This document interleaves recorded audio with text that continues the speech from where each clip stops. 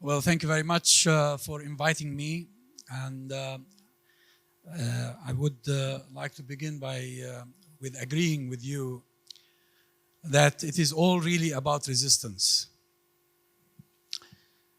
It's 2 days from today that it will be a year since this chapter of resistance has started. The Palestinian people have been resisting for 100 years. Throughout much of the 100 years, the resistance has been called terrorism.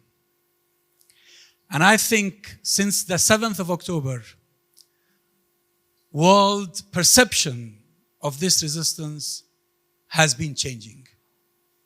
The 7th of October, at least to me, has been the most important watershed in the history of the struggle of Palestine. First, because it has restored to the cause its essence. After decades of persistent attempts to distort the cause, to falsify the nature of the cause, on the 7th of October,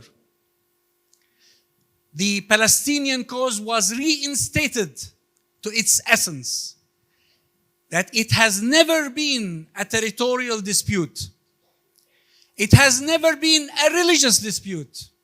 All the talk about Jews and Muslims having a fight over a piece of land is bullshit. Nothing to do with the facts of history.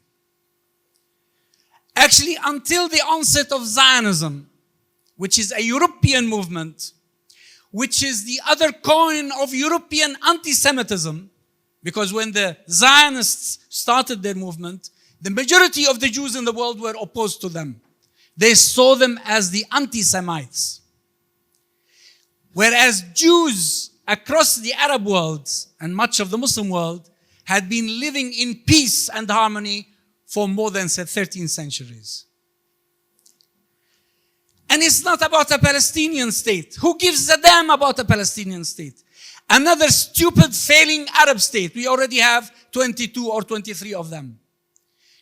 Created by the colonial powers. This is not to my grandparents, to my parents, to me, to the generation of my children.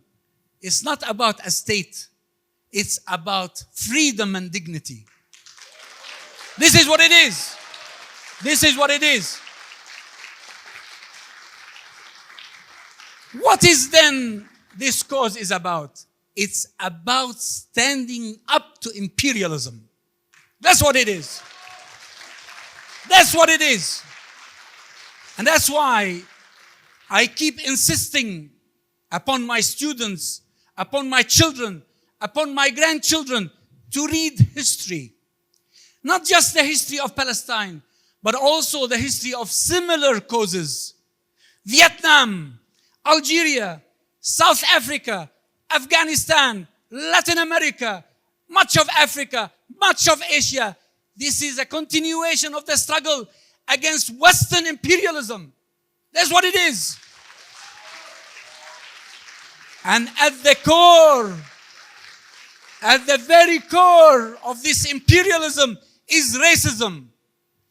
Look at the media. Look at the bloody BBC.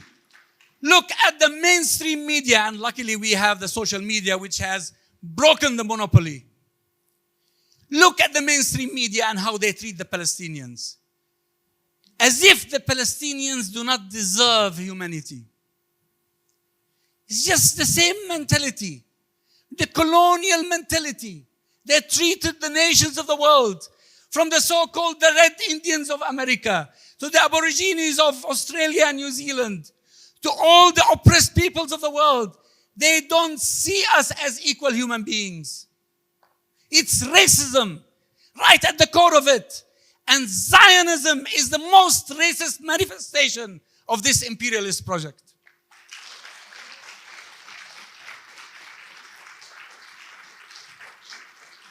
Now, what else has happened since the 7th of October? The eyes of the world have been opened. The new generation, the students at Harvard, at Columbia, at Oxford, Cambridge, the Sorbonne, throughout the Western Hemisphere, the young generation, students the age of my children and grandchildren, are now opening their eyes to the facts of this struggle. And the rulers, the decision makers in London, in Washington, in Paris, in Berlin, across the Western world are terrified. They are terrified because their children in 10 years' time will take over and they will see the world differently. They will stand by the truth and justice in Palestine. They are so horrified. They are so horrified at Downing Street, at the White House, because they see that the next generation will not do the things that they've been doing. And that's why the world is changing. And that's why the 7th of October was the beginning of the change of the world order that was produced after the Second World War. A world order that is so unjust, that is so oppressive, that is so racist. This world order is going to change. And we will have the honor of having joined the process of changing it. Let's all be part of a global movement against Zionism, against imperialism, just like the South Africans gained a global movement against apartheid. Thank you very much.